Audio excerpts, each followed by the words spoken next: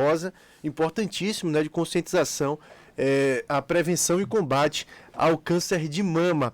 E sobre o assunto a gente conversa agora com a doutora Cíntia Costa, oncologista da clínica AMO.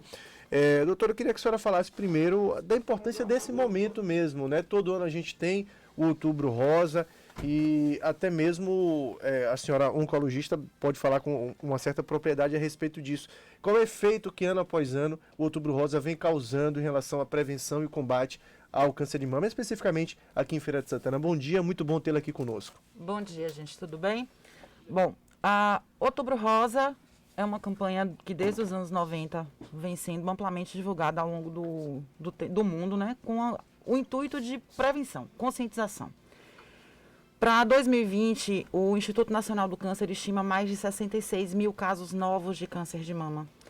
E em 2020 a gente teve um ano muito peculiar, né? Por conta da pandemia, a gente teve uma demanda reprimida muito grande na busca ativa dessas mulheres em diagnóstico precoce. Então a gente está passando por um momento muito difícil.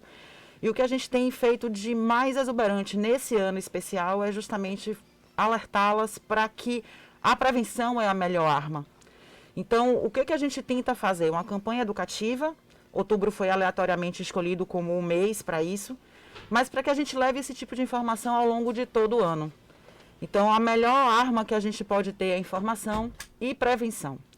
Câncer de mama tem cura desde que a gente consiga diagnosticá-lo precocemente. O que significa isso? Com o surgimento de pequenas alterações que inicialmente podem ser observadas no próprio autoexame, mas que devem ser confirmadas com exames complementares e que a gente tem que salientar são disponíveis na rede SUS, não é uma peculiaridade apenas do serviço privado. Então, a gente precisa fazer com que as mulheres tenham acesso a esse tipo de informação e, principalmente, que elas tenham como buscar esses exames complementares para a gente dar diagnóstico cada vez mais cedo. Bom, a gente ouve falar sempre das autoridades médicas de que o câncer de mama é aquele que mais acomete as mulheres, né, no mundo inteiro. Existe uma explicação científica para isso? Por que isso acontece? E aí já vou emendar outra pergunta. Fatores de risco para causar o câncer de mama. A mulher pode, de alguma forma, claro que ainda que tenha aquela tendência genética, mas evitar que isso venha a acontecer? Existem muitas coisas que são divulgadas na mídia e essas interpretações hoje, com o acesso que a gente tem à internet, essas coisas todas são um pouco erroneamente interpretadas. Então, a mulher tem 100 vezes mais risco de ter câncer de mama por ser mulher, por ter uma glândula um pouco mais desenvolvida, mas câncer de mama também acontece em homens, é uma situação muito rara, mas isso acontece. O que a gente precisa lembrar sempre é que algumas coisas estão sendo estudadas amplamente e divulgadas, mas alterações genéticas específicas ocorrem em 10% dos casos. Claro que essas estatísticas parecem serem assim, números inatingíveis para a grande população, mas para a gente faz uma diferença muito grande. O que a gente precisa interpretar, na verdade, é o que a gente pode efetivamente fazer de forma preventiva. Os estudos atuais já mostram que até 30% dos cânceres de mama podem ser reduzidos com hábitos de vida saudável. Então, se a gente reduz obesidade, oscilações importantes de peso, uma alimentação mais balanceada, uma aquisição de hábito de vida mais saudável, com prática recorrente de exercício, tudo isso reduz o risco de se ter câncer de mama. Mas o fator principal que a gente bate o tempo inteiro e que tem que ser levado, além de outubro, como a gente fala, né, de outubro para o ano inteiro, é justamente a percepção de pequenas alterações e a busca ativa para avaliação médica regular. Bom, e quando fazer esse rastreamento, doutora? Tem uma idade que a mulher tem que passar a ficar mais atenta? Quando que é necessário começar a fazer a própria questão do autoexame, buscar a mamografia com frequência? O jargão que a gente usa na oncologia hoje é que câncer de mama não tem idade. Então, esse mito de dizer que câncer é uma doença de gente velha já não existe mais na realidade que a gente vive hoje em dia, tá certo?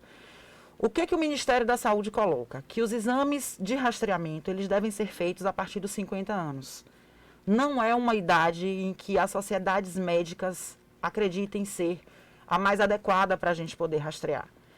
A partir dos 40 anos, existe uma prática na ginecologia, uma orientação efetiva da Sociedade Brasileira de Mastologia, que os exames de rastreamento devem ser iniciados. E nas mulheres que têm histórico familiar de câncer de mama, isso deve ser iniciado até mais precocemente. A grande questão é que nas idades mais jovens, ou seja, na casa dos 30 anos, As alterações fisiológicas da mama, às vezes, escondem algumas coisas que só a mamografia podem mostrar, e esses exames precisam ser complementados com ultrassonografia. Quem deve decidir o que vai ser feito é justamente a avaliação médica, né?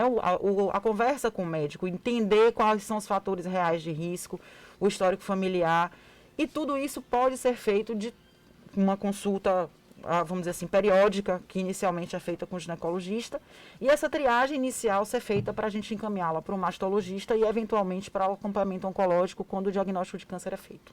E a partir desse momento, como é que é feito o tratamento, né? Identificou com autoexame, fez a mamografia, trata-se de um câncer, trata-se de um nódulo ali na glândula mamária. Como é que é o procedimento agora? E a gente sabe também que tem se modernizado muito, né? Queria que a senhora explicasse um pouquinho como é que é esse processo. A gente precisa, num primeiro momento, dar o diagnóstico, né? De forma cada vez mais precoce, é o que a gente estimula o tempo inteiro a população. No momento em que essa lesão ela é suspeita para um câncer, a gente precisa de uma amostra histopatológica.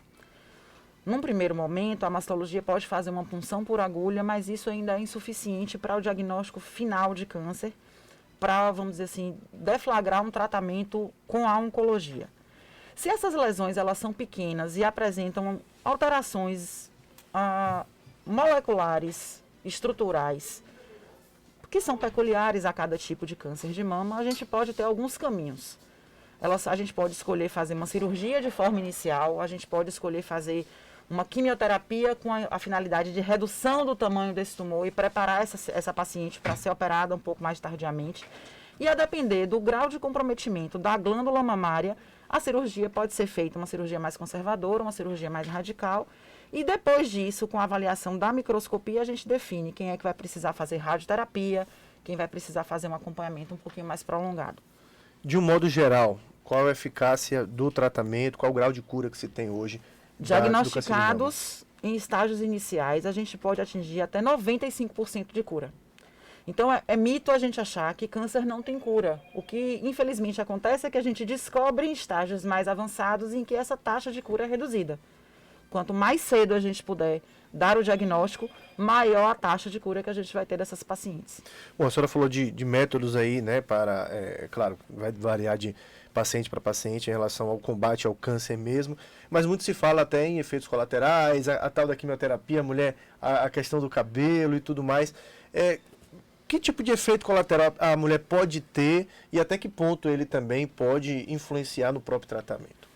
É claro que com a descoberta de novas drogas e a própria evolução médica, a gente tende a diminuir muito os efeitos colaterais que são os mitos da quimioterapia.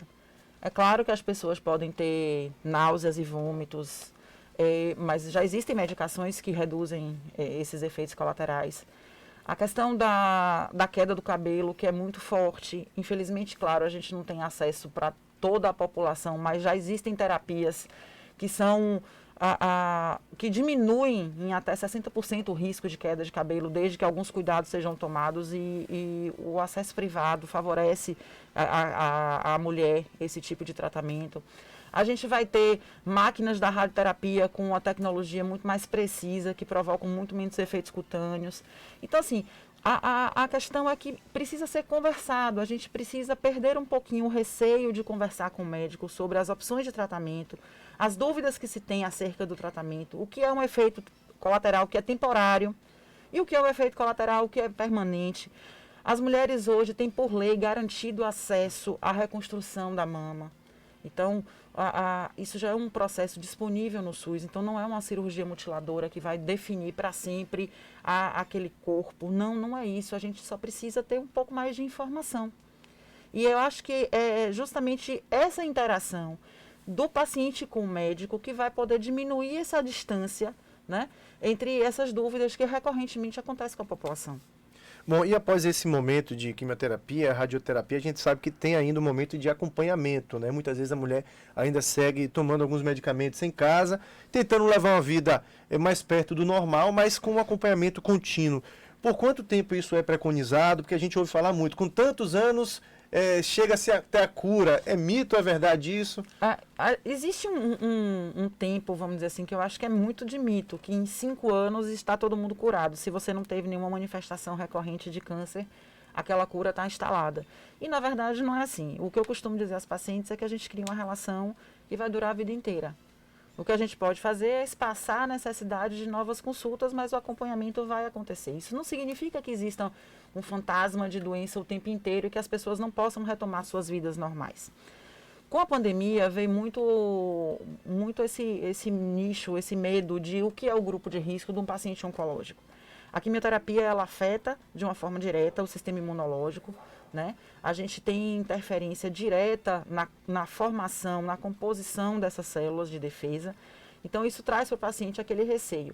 E, de uma forma um tanto empírica, como tudo que está relacionado a coronavírus, a gente acabou criando que, em termos de 1 ano, mais ou menos, em quem foi submetido à cirurgia, quem teve um tratamento quimioterápico, quem fez radioterapia, ainda está alocado no que é chamado grupo de risco. Depois desse primeiro ano, claro que se os pacientes têm uma plena recuperação, a gente não tem evidência nenhuma de recorrência de doença. Até mesmo nos pacientes que fazem tratamento complementar em casa, como acontece nos pacientes que têm expressão de hormônio e que a gente faz um tratamento mais prolongado que pode durar até 10 anos. Então, essas pacientes, elas não são consideradas grupo de risco se não tiverem nenhuma outra doença, outra comorbidade associada ao fato da neoplasia ter acontecido naquele momento. Mas, no geral, são pacientes um pouco mais delicadas, porque a gente não está falando só do aspecto patológico do câncer em si. A gente tem que abraçar de uma forma muito mais completa as questões psicológicas, né? Toda a alteração que acontece na vida da mulher. E, no geral, o que a gente costuma dizer é que a gente não pode viver o tempo inteiro esperando o câncer voltar. A gente precisa engajar essas pessoas numa rotina de vida para uma vida normal. Bom, para a gente encerrar, doutora, eu queria falar um pouquinho sobre os serviços da Clínica Amo, né? Tivemos aqui no último sábado, Ana, acho que foi sábado, sexta ou sábado, sexta-feira passada, o nutricionista da Clínica Amo, que a gente pôde falar aqui um bocado a respeito. O pessoal começa a falar de câncer, depois o pessoal começa a falar de emagrecimento, a gente sabe que a curiosidade é grande em relação a isso. E tem uma equipe multidisciplinar lá para amparo a essas mulheres, né? Queria que a senhora falasse um pouquinho a respeito disso. Então, o objetivo da oncologia é justamente fazer um acompanhamento multidisciplinar. O médico não trabalha sozinho, né? Então, é fundamental a questão nutricional, o apoio psicológico, a própria rede de apoio que é criada com a família e com os próprios pacientes da clínica. E o que a gente tenta fazer é um ambiente super acolhedor. Como eu tinha dito antes, a gente oferece à paciente crioterapia, a gente tenta fazer atividades em paralelo para que as pessoas se sintam inseridas realmente no contexto, não apenas tratando uma doença. A gente não pode reduzir alguém a uma doença, né? Somente ao tratamento ao que ela está sendo submetida. E tentar englobar isso de uma forma única, né? Uma forma geral para a gente fazer o que a gente gosta mais, que é acolher. Doutora, muito bom tê-la aqui conosco, muito bom falar sobre esse assunto, importantíssimo. Eu digo sempre que tem alguns assuntos que precisam virar clichê. Um deles é o Outubro Rosa. Porque se virar clichê, é sinal que todo mundo já sabe o que tem que fazer. E é importante a gente estar batendo nessa tecla, porque vidas são salvas todos os anos com esta campanha. Muito bom tê-la aqui conosco. Um ótimo dia para a senhora. Muito obrigada, gente. Bom dia. Conversamos então com a doutora Cíntia Costa.